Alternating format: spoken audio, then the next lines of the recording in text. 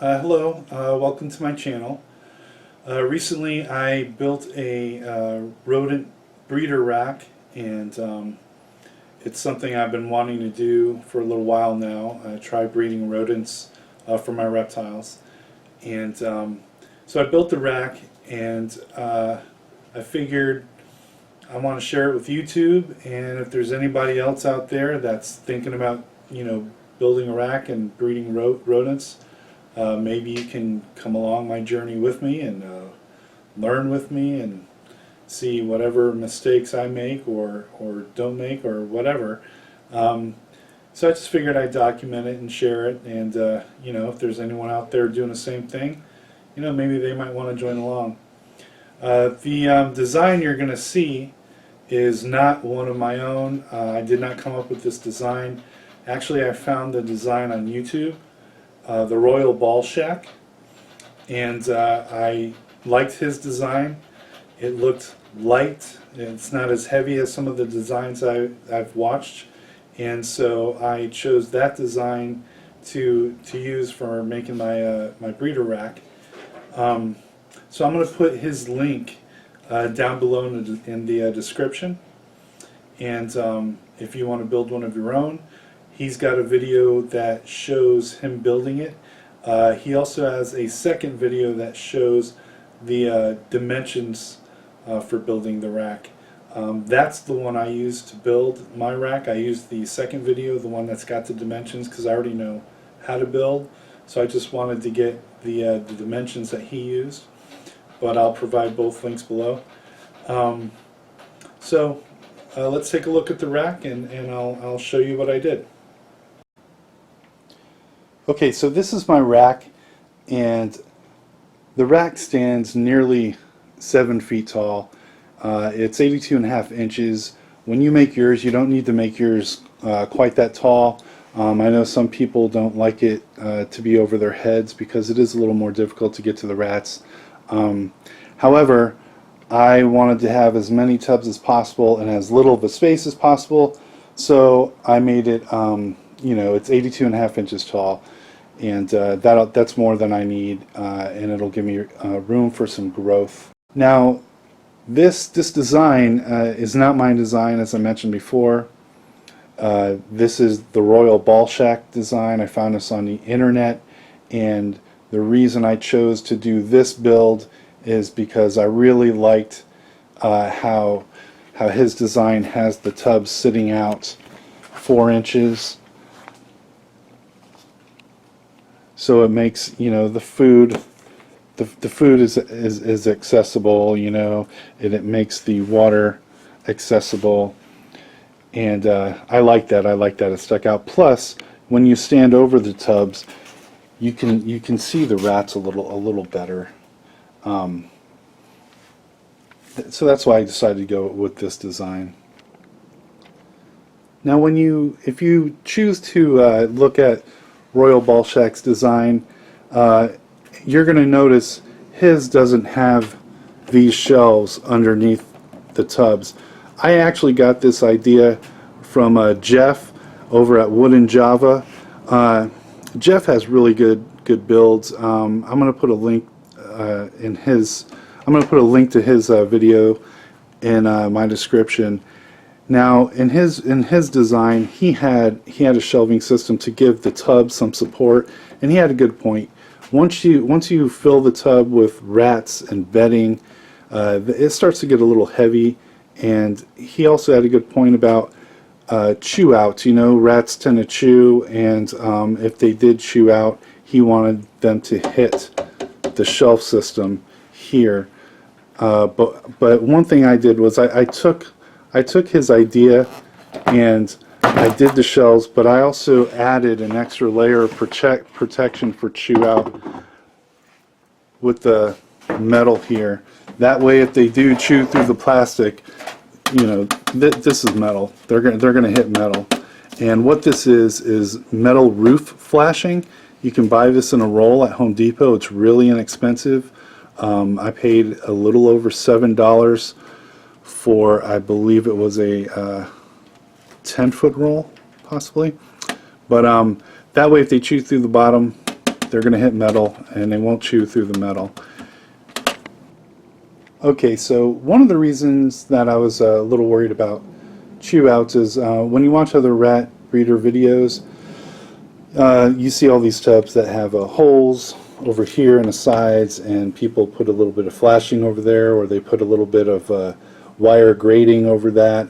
But in particular, with this style tub, I've seen people on YouTube mention that there are two little nipples in these tubs. One in the front, and there's another here in the back, and they're raised. And the rats will tend to chew on that raised nipple, and they chew a hole through and they start getting out.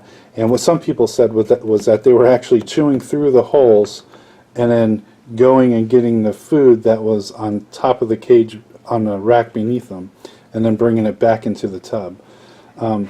So that's why I wanted to do the metal flashing underneath, in case they did chew through this nipple and get through to the bottom. They would hit the flashing. They wouldn't be able to, that would stop them from getting out. Now this tub that I got, the reason I use this tub is this is what Royal Balshak used in his design, and I was using his measurements, so I wanted to get the exact same tubs that he used. Because like I said, I was using his measurements, so I wanted everything to line up and measure right. But I will say this, after I built this, I was at Home Depot and I decided to just take a look at the tubs that they have, and their tubs do not have this nipple. Their tub is completely flat.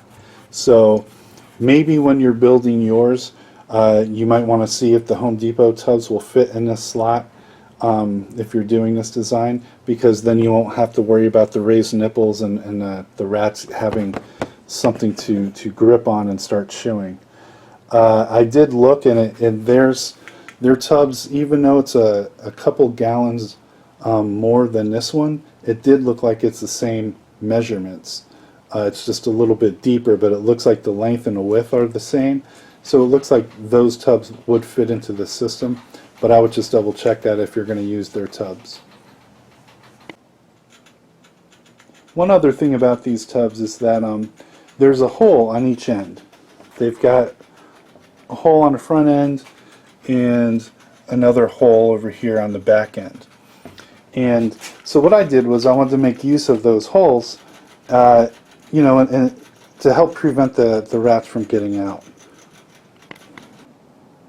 So what I did was I drilled a hole into the lip straight through in line with the tub, and what that does is it allows you to put a pin through. I had these screws, and they're pretty long. They're about 2.5 inches long, and I just had them laying around the house, so I just figured, you know what, I'm going to make use of that hole.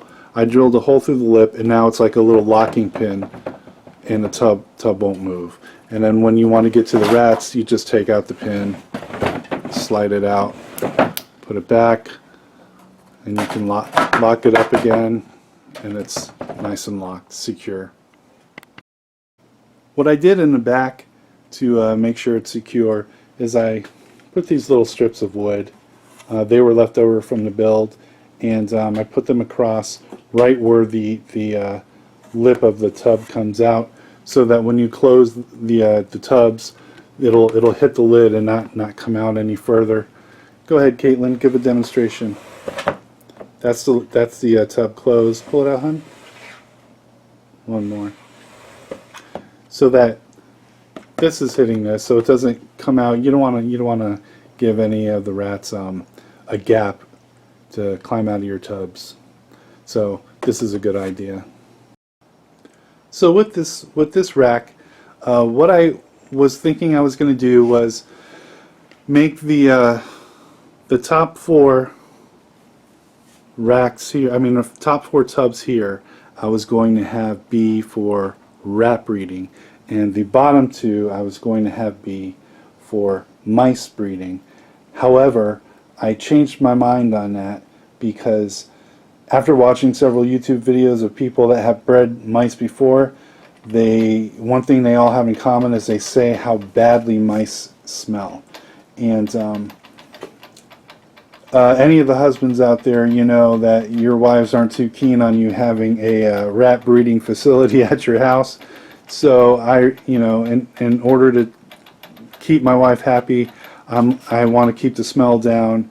Happy wife, happy life. So I decided what I'm going to do is keep the bottom two tubs here. That's going to be the nursery. So whenever one of my females gets pregnant, I'm going to move them down here, and that will be the nursery. That's where they'll raise them, and once they become juveniles, a little bit bigger, I'll move them up into these tubs. The reason this is the nursery is it has the smaller wire mesh. It's a 1/4 inch as opposed to the rats, which have 1/2 inch wire mesh.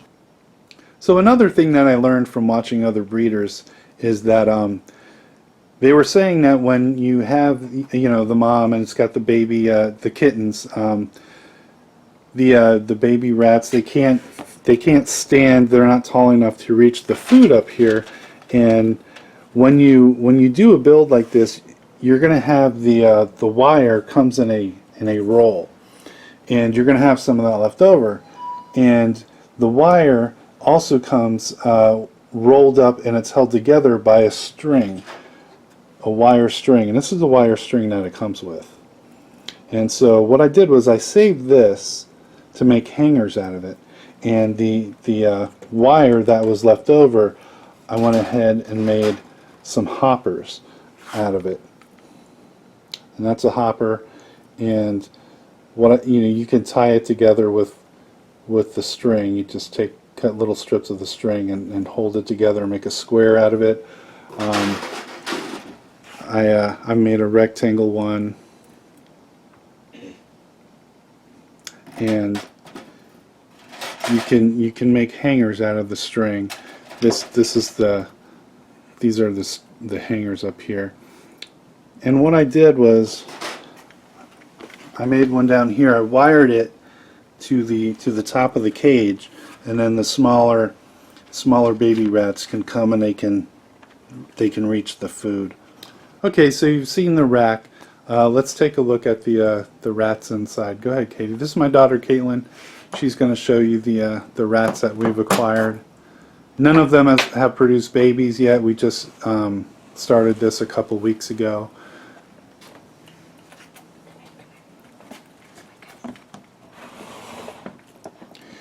One of the ways I'd like to avoid chew out and having escaped rats is try to keep them happy.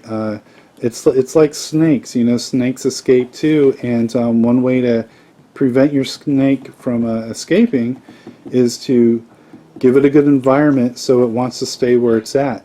Don't make it too hot, don't make it too cold. Keep them well fed, keep them well watered, keep the cages clean.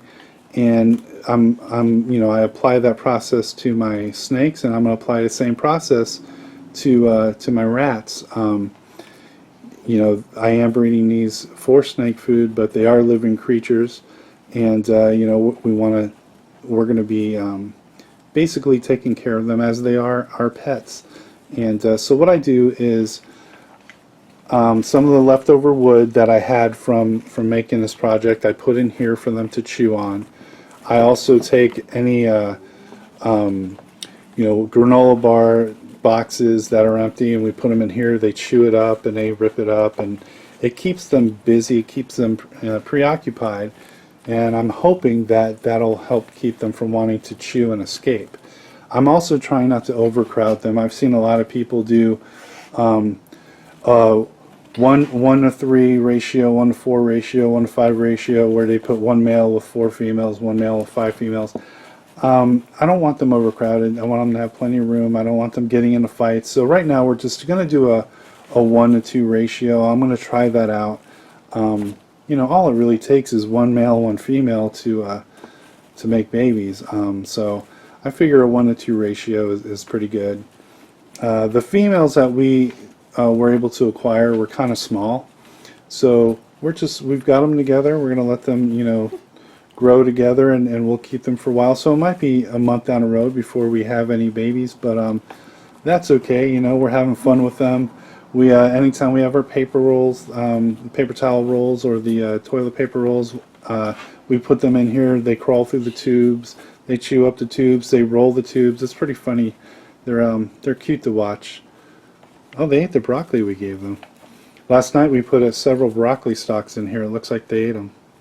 All right, let's look at some more, Katie. This tub has some pretty rats. There's you know, the black and white one, that's the male, and then there's a solid black female in there. She is really shy, but she's pretty sweet. And we have a brown and white one that's really cute. Yeah, come on out, say hi. Say hi. Look at you.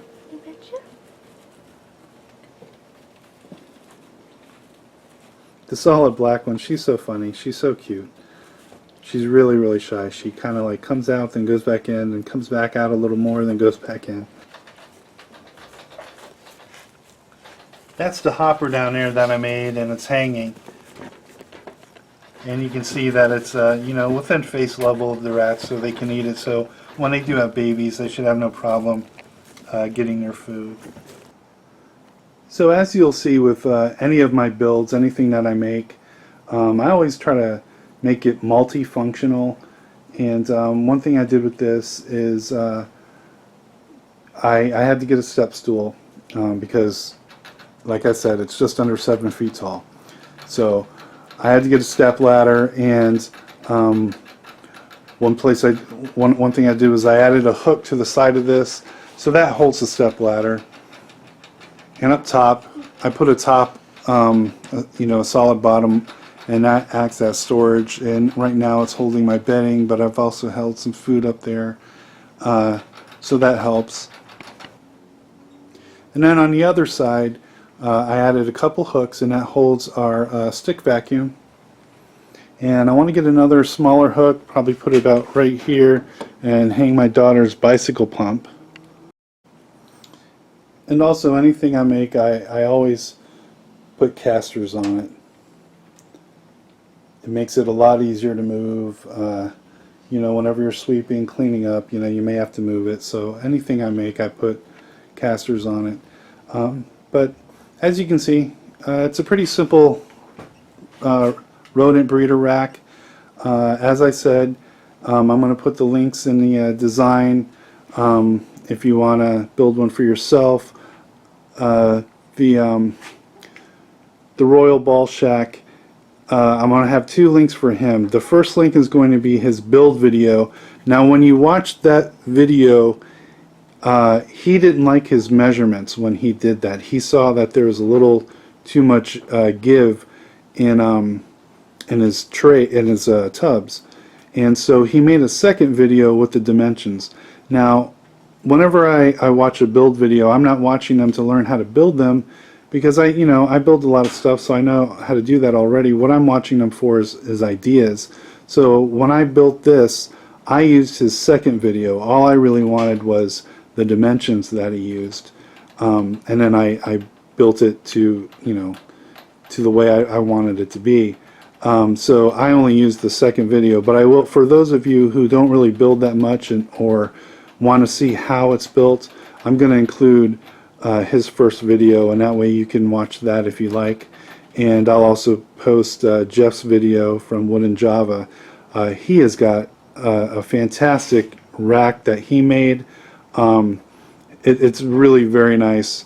I went with this one just because the one that he built is a little more heavy than what this one is, and just a little more than what I would have wanted. I just wanted something simplistic, but he has a great video on a rodent rack, so I'll include that as well.